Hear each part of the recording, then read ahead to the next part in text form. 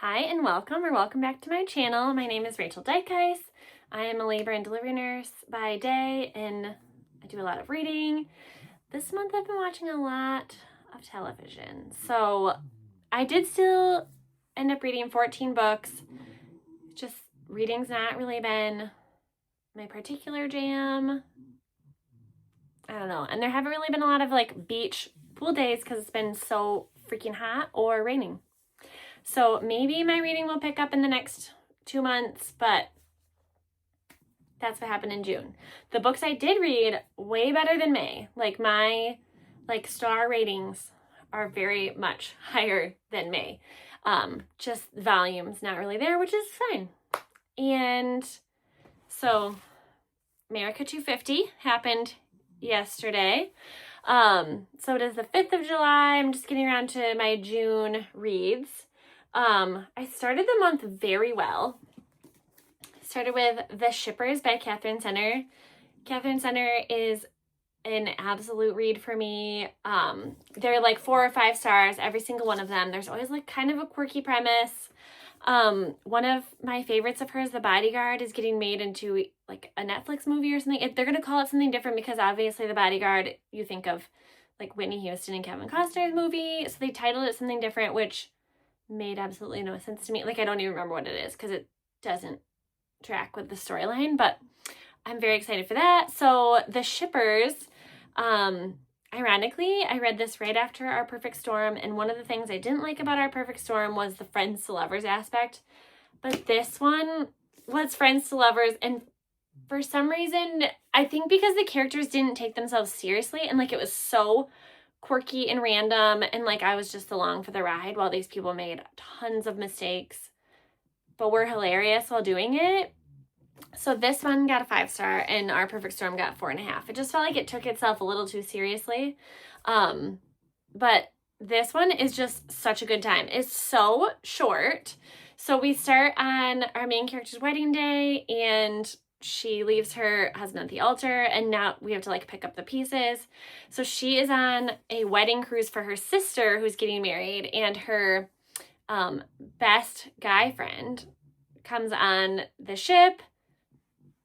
There's some like one bed trope. There's like old love. Oh my gosh, it's so fun. She's absolutely ridiculous because they're trying to fake date so that she can like kiss her first kiss, who's also on this trip.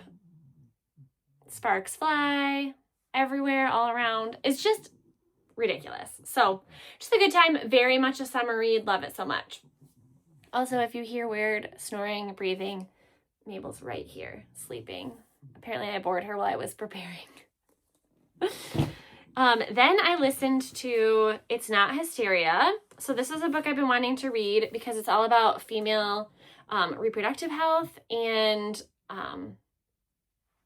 yeah, while that's my field, I still feel like we don't know that much about women's reproductive health. I mean, they just mapped the clitoris like this month. So surprise, it's bigger than they thought.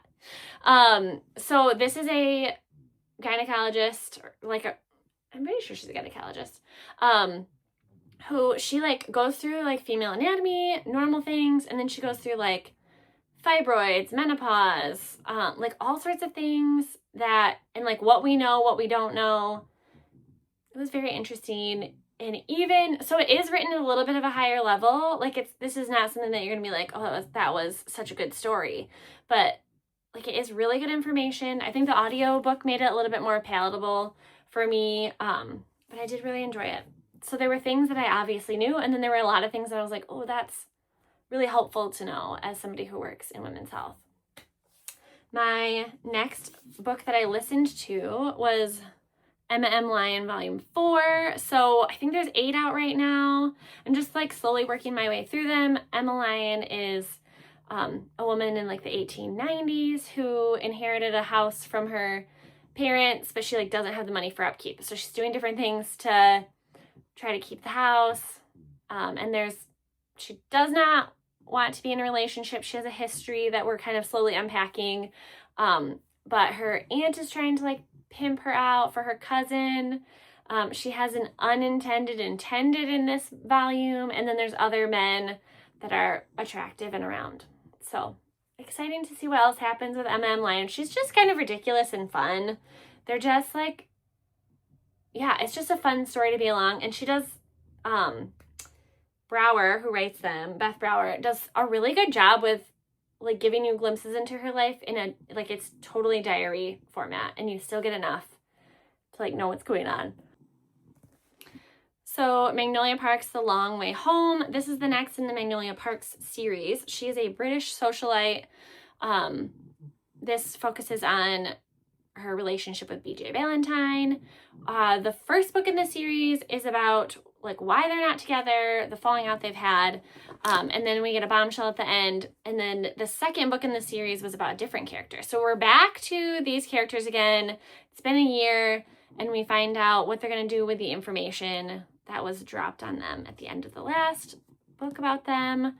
I think there's one more about Daisy, and then there's one more about Magnolia in the series. So I'm excited to kind of wrap up the series, hopefully by the end of the year. So just like rich people behaving badly, like making very trauma-informed decisions. These people are not stable. And one of the fun things about this series is that there's an Instagram page called, I think it's Magnolia Closet. And it has like all of the outfits, like pictures of them. So when they describe like a Dior ball gown that she's wearing to an event, you can see what she means. So this was not my favorite. It dragged quite a bit. So I'm going to say this was 3.75 stars. So not to 4, but it was fine. And then I read Heartbreak Hotel. This probably would have been a little bit more appropriate in the fall, but it came available and I needed to work through my suspended holds, honestly. So our main character lives in her dream home. Her boyfriend is like a traveling musician, and he's getting pretty famous.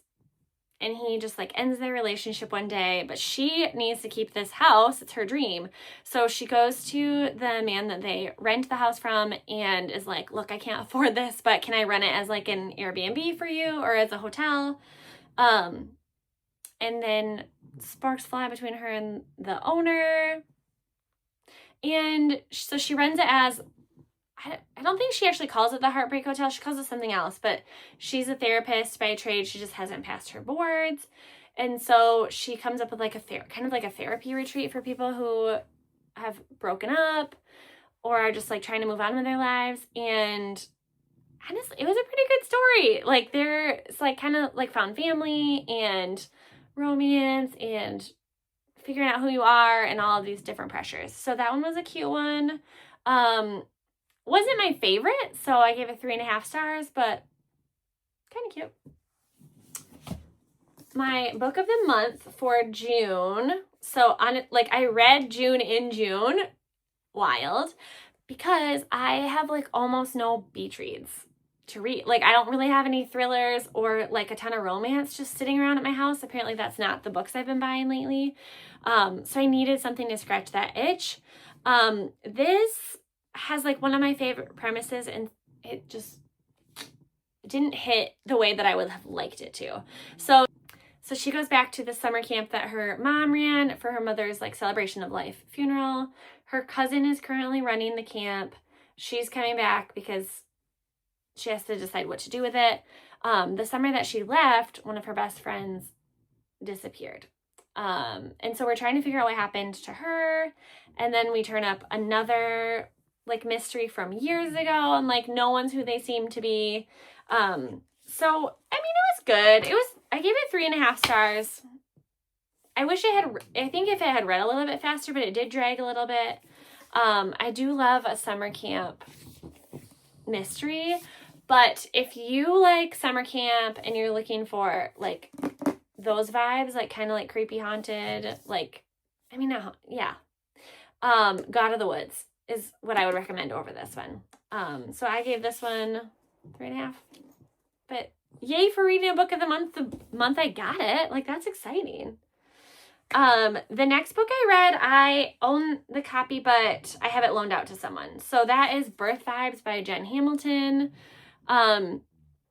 I didn't read this for information so much as I felt like I needed to know what this book was. So Jen Hamilton is a labor and delivery nurse who is also an influencer. You've probably heard of her. She's absolutely hysterical.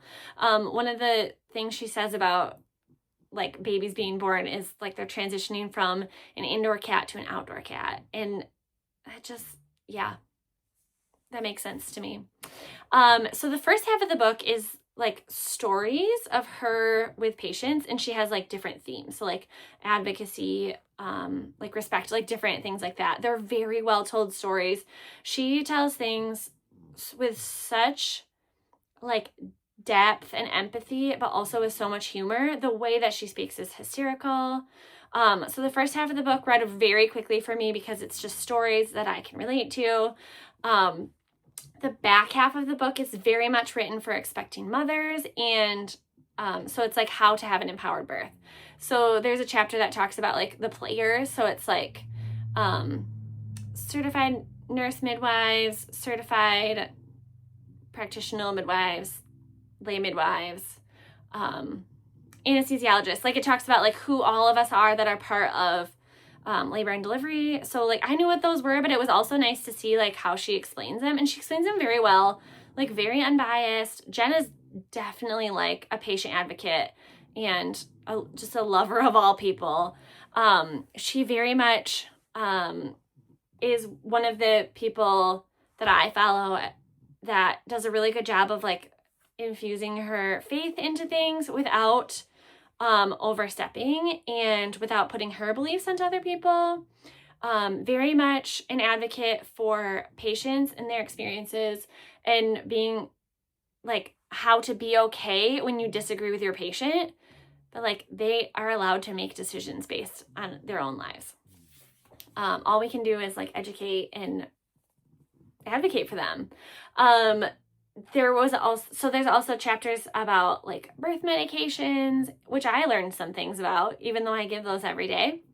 Complications, just different things like pain medications.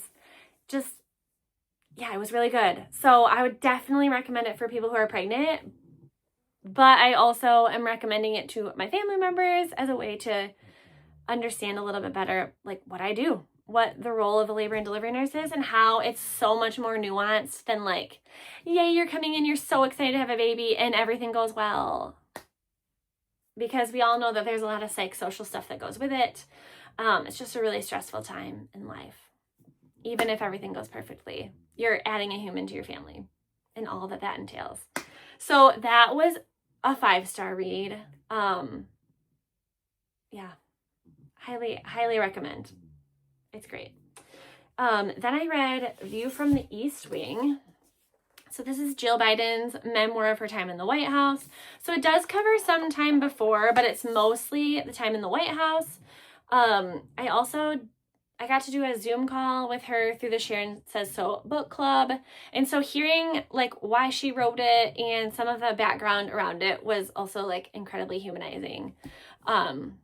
So even people that I don't necessarily like know or agree with, it's been good to be part of this book club and see just different things about them and respect them as people and where they came from. So this book talks a lot about just like behind the scenes of things, like how many different like engagements she had to go to, how she planned things, time at Camp David, throwing the wedding of their granddaughter on the White House grounds.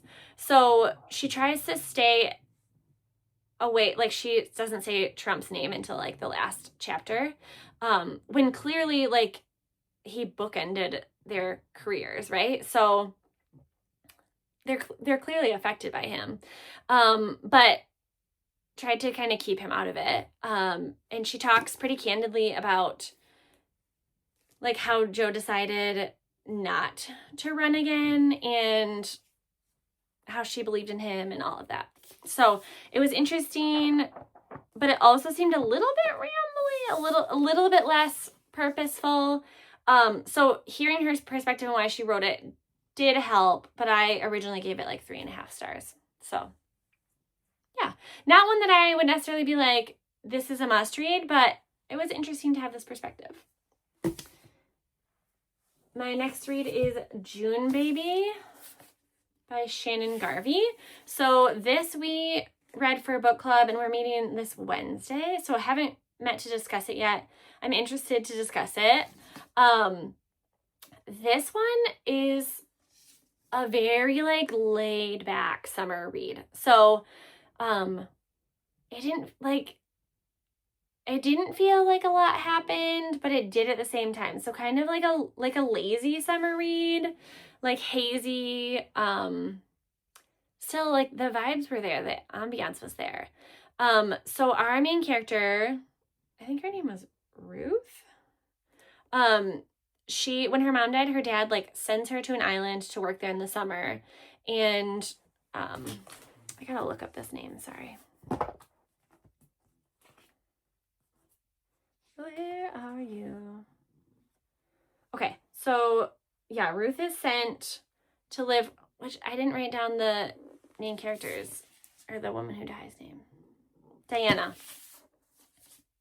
So Diana passes away, so Ruth goes back to her for her funeral, and like her nephew and Diana's sister are there, and obviously even though Ruth was like her daughter, she wasn't. So there is some like inheritance stuff. Ruth is kind of stuck in her life and hasn't really moved on, so Diana's will kind of catapults her into that. She has some unfinished business with Diana's nephew. Yeah. So very summery. Like this is not a book to read in the winter. Again, good, but I'm not necessarily recommending it. So 3.5. I think it'll be interesting to read. Or maybe, what did I say? 3.75. So yeah, not a 4, but not, like it wasn't bad. I did enjoy it. It dragged a little bit. My next book was The X-Files by Jessica Joyce. I've been wanting to read this book. I've actually owned it for a while. I think I bought it used. So You with a View was a book that I read when I borrowed a bunch of my friend Jamie's books a few years ago. And so this is another book by her, and I really liked You with a View, so I'm just always looking for some better romance because I can't do that much Colleen Hoover anymore. And I definitely think I'm done with Frida McFadden, even though that's not romance, but you know, like there's just some people that, no thanks.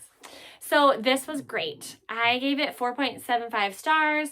So our main characters are like soulmates, but something happened when they were living together in New York. They broke up.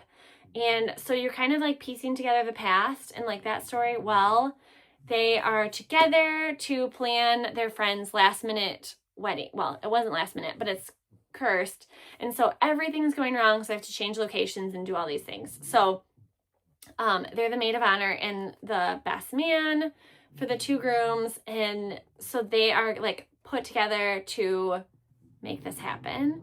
And of course we're like forced proximity, and they're never not attracted to each other. They just also haven't dealt with their issues. And there's a wedding as a backdrop. So it's just really fun. I liked it a lot. Georgia and Eli. Was good. I liked it. I felt like I needed a good romance too. My next book that I listened to was the next in the Veronica Speedwell books. Nope, I lied. Skipped one. What Kind of Paradise by Janelle Brown. This was a wild book. So, similar to like Educated, where it's like a dad who's crazy and he is raising his daughter like in the woods in Montana, and then she gets the internet because he wants her to post his manifesto. Well, on the internet, while she's posting the manifesto, she starts like learning things about the world and interacting with other people. And so when she like breaks out of his hold, things happen. And this was a wild time. I do love like a kind of like dystopian, which I do not think this is based on a true story. So this one's fiction, but it felt like it really felt like it was this girl's life. Like, I had to look it up, like, was this real? And it kept me on the edge of my seat. I do love to see people that, like, grow out of these insane childhoods to be, like, competent adults.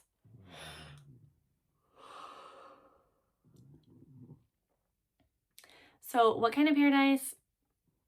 It's a good one. I gave this one 5 stars. Then I listened to the next Veronica Speedwell, A Dangerous Collaboration. So her and Stoker and his brother Tiberius end up on an island where she is getting, like, they're gifting her a really special kind of butterfly larva because she is a lepidopterologist. Look it up. They study butterflies. And her and Stoker have a near-death experience, and, like, finally something happens in their little romance. So I'm excited for the next book. Obviously, there is a murder that they're trying to, well, there's a missing person. So they're trying to investigate that. Then they get involved in some murders and things escalate, as happens in all the books. So I'm sorry if I spoiled that for you, but, like, there's murders in every book. I think the next book might have, like, Jack the Ripper. So I'm excited. What did I give that one? 4. They're just, like, solid. They're good. They're great audiobooks. I think Veronica's ridiculous. I love Stoker. I think he's probably very sexy. In my mind, he is, at least. I read the next Beth O'Leary. The last one was Swept Away, and it was fine, but I didn't love it. Like, it felt a lot less romancy and a little bit more, like, survival. Like, it made me anxious, like, actually anxious. So this one, The Name Game. So 2 people with the exact same name, Charlie Jones, both show up to this island that's, like, kind of like Mackinac Island, where there's no cars and it's, like, a big tourist destination. So they're supposed to be working on this in this farm store as the manager, and there's lodging and all of this. So they both are there for a fresh start, and they're both like, I'm Charlie Jones. Who are you? And they agree to, like, split the job, split the living situation, split the salary for a trial period. So I think they decided on 6 weeks. And sparks fly between the 2 Charlies, and then there's a big old twist. And there's also, so there's other things happening underneath the surface too, where, like the farm owners are acting a little strange, and, like, everybody that's on this island is kind of, like, starting over from other things. So there are a lot of characters that a lot of things are happening for. It's not just a romance and trying to figure out who the Charlies are and what's happening. But this was a way more layered book than I thought. Like, I even thought if it was just 2 Charlie Jones that fall in love, that would be fun. But a lot more than that. So I gave this one 4.5 stars. It did get a little draggy. There was about, I feel like maybe this is where you get, like, suddenly real crazy news, and then it's like, I feel like everything I've read is a lie and everything I know, and then it kind of hurt my brain a little bit, but it does all come out. So 0.5 star for the little weird panic attack I had in the middle. The last book that I read, definitely not the season for this, but I still really enjoyed it. So this is, like, set in winter. So obviously I read it in the heat of summer, some of the hottest days ever. So Erin Craig is a Michigan author. I think she went to, like, U of M, and yeah, like, she lives in West Michigan with her husband and her daughter. So I got this on the independent bookstore day. There was, like, a Michigan section, and I've read quite a few Erin Craig. She's, like, a little bit like speculative fiction, which is one of my favorite genres. Like, not really fantasy, but there's a fantastical element, a little spooky, a little sinister. So our land is settled in, like, this, I want to say 1700s, but there's, like, a spooky element to it. And so this town has boundary stones around it. The town is called Mistaken. And there are boundary stones, warding stones that keep the bright-eyes away, which are things that will just, like, rip you apart. they're like human-ish. So we don't know. And so that's part of like what we're unpacking. But our main character also just like would love to go past the boundary stones and like see more of life. Like they're just like stuck in this town. So you can get past the boundary stones like during the day, and then like a really strong wind like blows you back after. So like you die if you're outside the warding stones after dark. And then there's the like benevolent that they pray to, and things happen, ma'am. So she gets out and finds out what's all happening, her heritage, why Mistaken is the way it is. This like kept me on my toes. I liked it a lot. You find out what the bright eyes are. And I gave it 4.5 stars. So good job, Erin Craig. You made a winter book interesting in July. And that's exciting. So that's it for my June reads. But we're also 6 months through the year.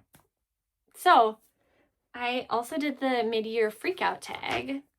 And so this is something that like bookstagrammers and book influencers have been doing for a few years, where you like kind of look at the first 6 months of the year and do a little, almost like a little health check of like where you are in your reading, things you really want to read, things you've loved.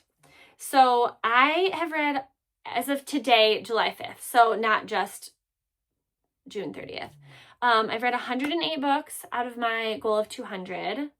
And that's 54% of my goal. So I'm like right where I need to be. It says I'm 7 books ahead of schedule. And I normally read a little bit over 200 the last few years, but who knows? So I'm trying to read some real chunky books this year.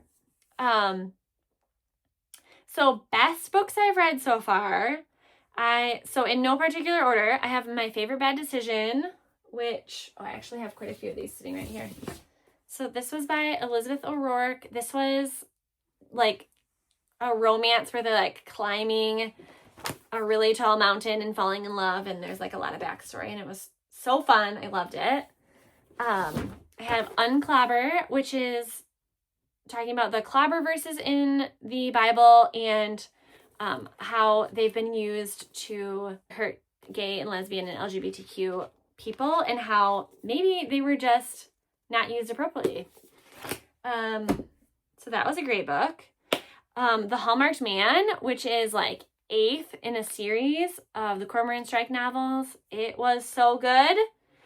I read Secrets and Masks, which is a Hermione fan fiction. Yes, I did buy a print version of it. It's like so tiny. It's a 2-parter. So I would say that this Hermione fanfic is second only to Manacled. Similar to Manacled in like the same premise, but when Manacled zigs, this one zags, and so good. Oh my gosh. So amazing. Absolutely amazing. Then I would say, like, obviously Heated Rivalry was amazing, that whole series. The Long Game's probably my favorite out of that series, just because it was something that I hadn't read. I haven't had that content yet. And Unrivaled's not out yet, but that would probably also be a favorite. So The Long Game, which is Heated Rivalry, what season 2 is probably going to be. So very good, much deeper than Heated Rivalry, a lot more like emotion and anxieties and Ilya's backstory. Beartown is a book by Frederick Bachman that's about like a hockey town and like what's more important, hockey or the things that we hurt people. And yeah, just like the fallout of a sexual assault in the town. And that book was amazing. I'm currently working through the rest of the series. So Us Against You was the second book, and then there's a third that I actually don't know the title, so I'll probably read that this year.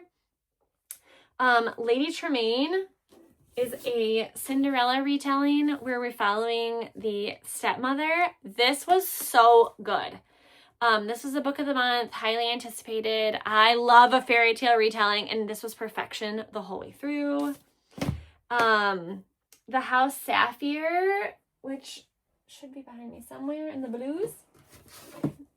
This is a blue Bluebeard retelling by Marissa Meyer. This one was great. I love a fairy tale retelling. Mad Mabel was an unexpected delight. This is kind of like a murder mystery, like multiple murders and an unassuming 80-year-old woman. I love that one so much. The Shippers, which we just talked about. This one was so good. So good little romance. I think those are my favorites. So those are my favorites so far for 2026. Best sequels, I would say The Long Game in the Heated Rivalry series. That was an amazing sequel. And then I said The Hallmarked Man, which is the 8th book in the Cormoran Strike series. And to write that many mystery books of the same, and I mean, they're huge books.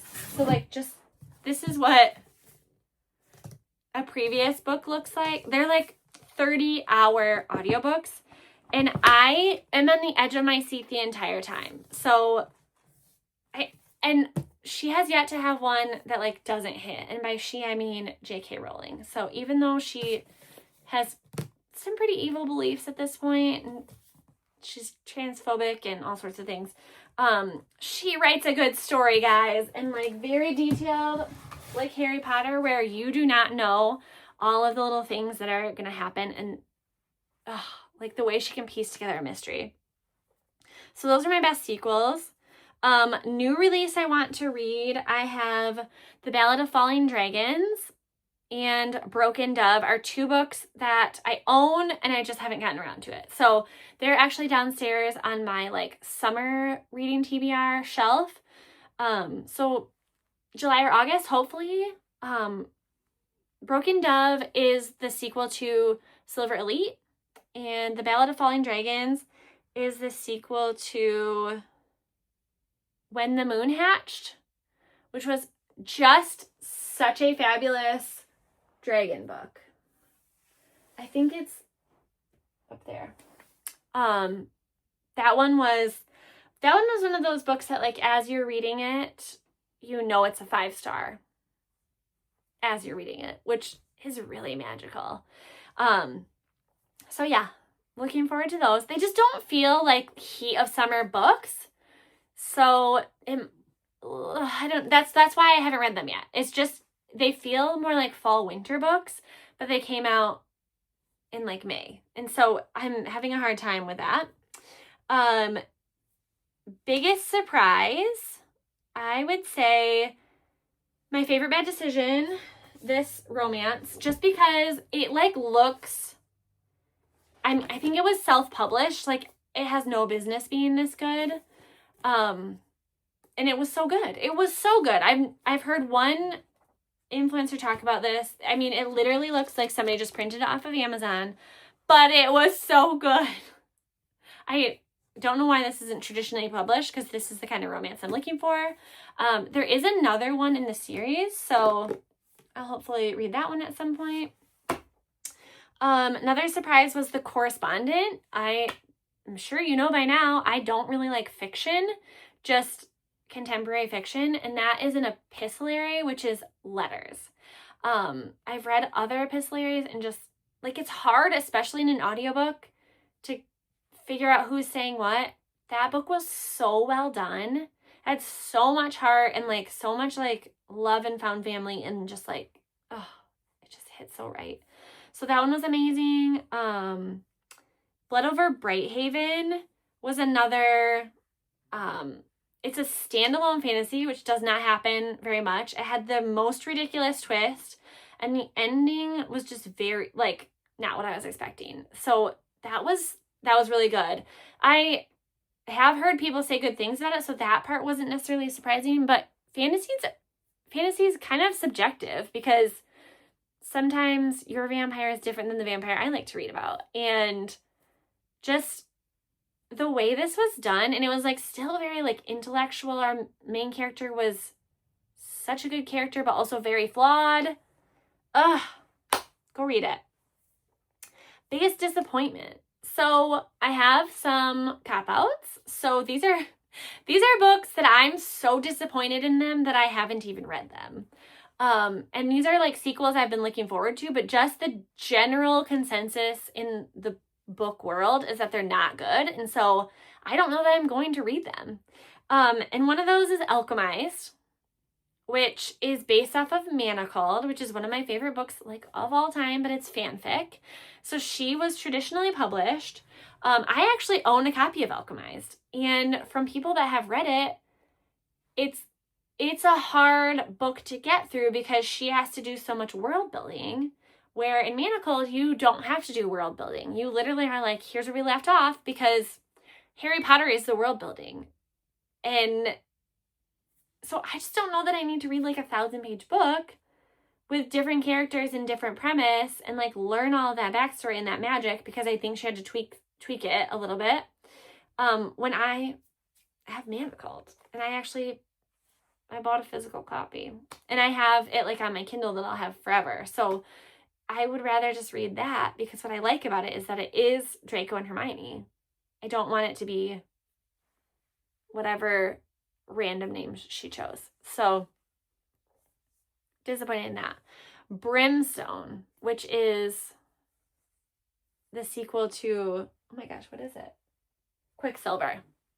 Brimstone is the sequel to Quicksilver, and I haven't read it yet. Everyone who I've talked to that has read it is like, eh. And Quicksilver was like on top of the world. So I don't know. And I don't think I gave Quicksilver 5 stars. Like, I think I really enjoyed it. But the ending, I was like, I don't know where she's going, and I don't know if she knows where she's going. And it sounds like maybe she didn't. So I don't know if I'm going to read that.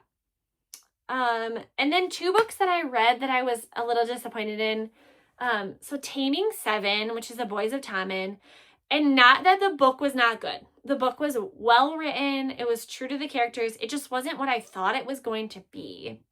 It was 2 of my most favorite characters in this series that I have been looking forward to their romance for so long. And I thought it was going to be like playful and fun, and we were going to get a lot of like, will they, won't they? And instead, we got so much trauma. Like, that book was traumatizing to read. It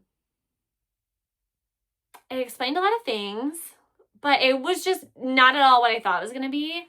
And they still, like, my favorite characters, like, got together, like, because that is their story, but wow, she just does not shy away from devastation. I could probably say both of these, honestly. These were May reads that I was disappointed in. So Misconduct by Penelope Douglas, just meh.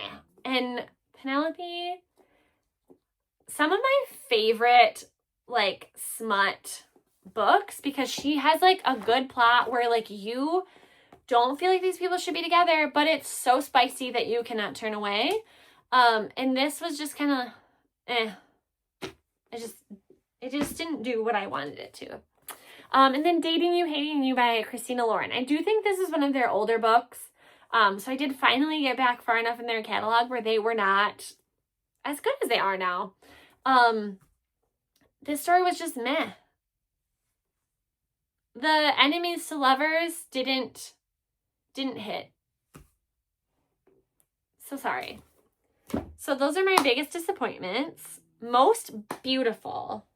I own them, which is great. So The House Sapphire is one of my most beautiful. Marissa Meyer loves a beautiful cover.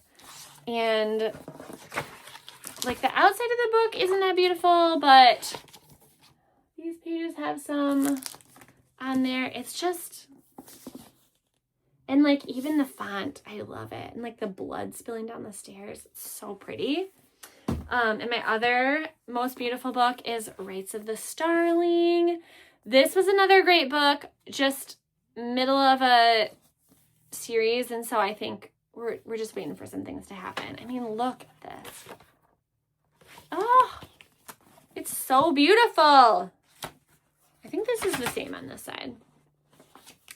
But, and like, I don't need sprayed edges to make things beautiful, but I'll take them. And this is just like the standard version that I bought. I do love that books are prettier. Like, people that just feel like they're putting more effort into it, and like sprayed edges and things are just like part of it. I mean, this is Fallen City. I don't feel like the outside cover is actually that beautiful, but that's pretty. Nice sprayed edges. So yeah, I enjoy a beautiful book. Okay. Can't stop thinking about. I would say one of the books I read this year that's probably the most talked about is Yesteryear. This is a wild time. There's twists, you don't know what's going on. It's also just a really great commentary on current events. So probably think about this one the most.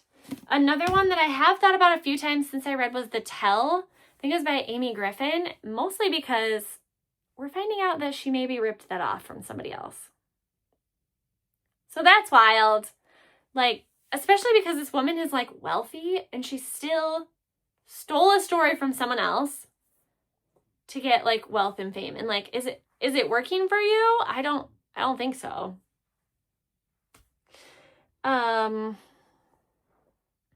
So most anticipated release for the end of the year is The Pirate Queen by, I think it's Ariel Lawhan. So she wrote Frozen River. She also wrote The Other Anastasia, which was fine, but Frozen River was, I think, my favorite read from 2025. And so if she's coming out with another one, I want to be part of it. So Pirate Queen, I want to know more about who this Pirate Queen is too. So we're invested in that. Deadbeat is the third in the series. So we have Ninth House, Hellbent, and then Deadbeat. So I've pre-ordered that because I'm very excited. And apparently pre-ordering is the best way to like support your favorite authors. So I've been trying to do it more. It's hard because sometimes I get excited for a book and then, you know, like Brimstone, I maybe would have pre-ordered that. I didn't because I have a paperback, and so I don't love when they don't match. But I've been pre-ordering Leigh Bardugo's because I love her so much. So I pre-ordered Deadbeat. And another one that I'm really looking forward to is Burn of the Everflame. So that's the fourth in the Spark of the Everflame series. Very excited for that. It's taking a really long time because she independently published and then republished. Oh, hi, girl. And then was like, this is a new book. So it got pushed off for like a year or more. So very excited for that. It's supposed to come out this year, but they kind of keep pushing it back. So we'll see. I was also excited for Unrivaled, but that got pushed to 2027. So, books I need to read by the end of the year. I mean, do I need to read them? Not really, but books I own that I want to read by the end of the year is Pillars of the Earth. That is a big, thick one. And I think it's like the first of 3 too. So it's like historical fiction. I've read one other book by him it's very well written. I just need to get started on it. So I have that down on my summer TBR, and I think I'm going to start that soon and just chip away at it while I read other books too. Unless it's amazing and maybe I'll fly through it. We'll see. Strength of the Few is the sequel to Will of the Many, which I did really like. I've owned Strength of the Few for months and I just haven't reached for it. So maybe soon. And then Secret of Secrets is a Dan Brown book. I love Dan Brown. I love his Robert Langdon series. I actually own it on Audible, but I've had a really hard time like remembering it's there because I don't really listen to things on Audible. I like closed off my account. And like Libby always has things coming available that I'm trying to keep up with. So there's the Midyear Freakout tag. And yeah, I hope you have a good summer reading, and I'll be back at the beginning of August.